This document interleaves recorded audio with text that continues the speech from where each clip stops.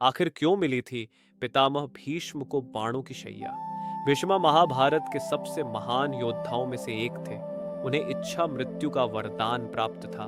वे अपार शक्ति और ज्ञान के स्वामी थे। फिर भी महाभारत युद्ध में उनका अंत अत्यंत दर्दनाक हुआ। वे बाणों की शैया पर लेटे रहे और लंबे समय तक असहनीय पीड़ा सहते रहे।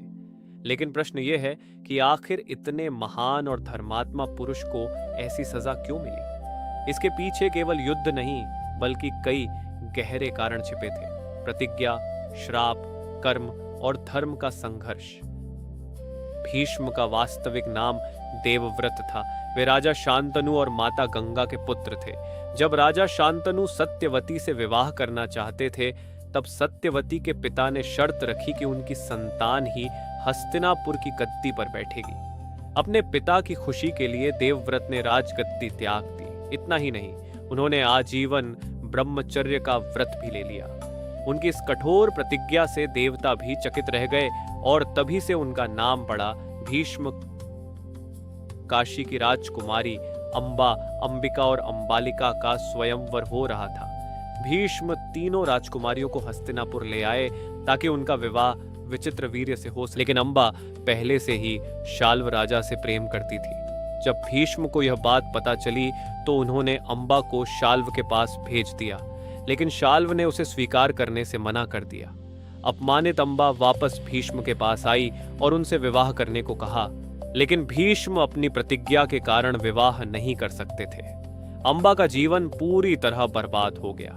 अंबा का श्राप अंबा ने भीष्म को अपने दुख का कारण माना। उसने कठोर तपस्या की और भगवान शिव से वरदान मांगा कि वह भीष्म की मृत्यु का कारण बने। जब शिखंडी भीष्म के सामने आए, तब भीष्म ने हथियार नीचे कर दिए। इसी अवसर का लाभ उठाकर अर्जुना ने उन पर बाणों की वर्षा कर दी। इतने बाण लगे कि उनका शरीर धरती को छू भी नहीं सका। वे बाणों पर ही लेट गए। इसे ही बाणों की शैया कहा गया। कई विद्वान मानते हैं कि भीष्म की पीड़ा का एक बड़ा कारण उनका मौन भी था। जब द्रौपदी का चीरहरण हो रहा था, तब सभा में भीष्म उपस्थित थे। वे धर्म जानते थे, लेकिन दुर्योधन के अन्याय के खिलाफ खुलकर खड़े नहीं हुए। महाभारत सिखाती है कि अन्याय देखकर मौन रहना भी अधर्म है। महाभारत का सबसे बड़ा संदेश है, हर कर्म का फल मिलता है। भीष्म महान थे, लेकिन उनके कुछ निर्णय गलत साबित हुए। अंबा का जीवन नष्ट हुआ। द्रौपदी के अपमान पर मौन रहे, अधर्म की सेना का नेतृत्व किया। इन कर्मों का फल उन्हें पीड़ा के रूप में मिला। भीष्म को वरदान था कि वे अपनी इच्छा से मृत्यु चुन सकते हैं, इसलिए वे तुरंत नहीं मरे। वे बाणों की शैया पर सूर्य के उत्तरायण होने तक लेटे रहे। इसी दौरान उन्होंने युधिष्ठिर को धर्म, राजनीति और जीवन का ज्ञान दिया। भीष्म की बाणों की शैया केवल युद्ध का दृश्य नहीं है, यह जीवन का गहरा संदेश है। यह कथा सिखाती है कि प्रतिज्ञा से बड़ा धर्म होता है। अन्याय के खिलाफ आवाज उठाना जरूरी है।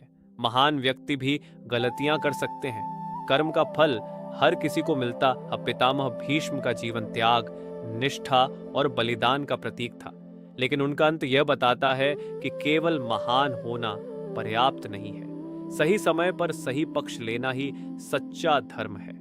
अंबा का श्राप, द्रौपदी के अपमान पर मौन और अधर्म के प्रति निष्क्रियता, इन सभी कारणों ने मिलकर भीष्म को बाणों की शैया तक पहुंचाया। फिर भी वे महान हैं क्योंकि उन्होंने अंतिम समय तक ज्ञान दिया और धर्म का संदेश फैलाया। इसीलिए महाभारत में भीष्म केवल एक योद्धा नहीं, बल्कि कर्म और धर्म के सबसे बड़े प्रतीक माने जाते हैं।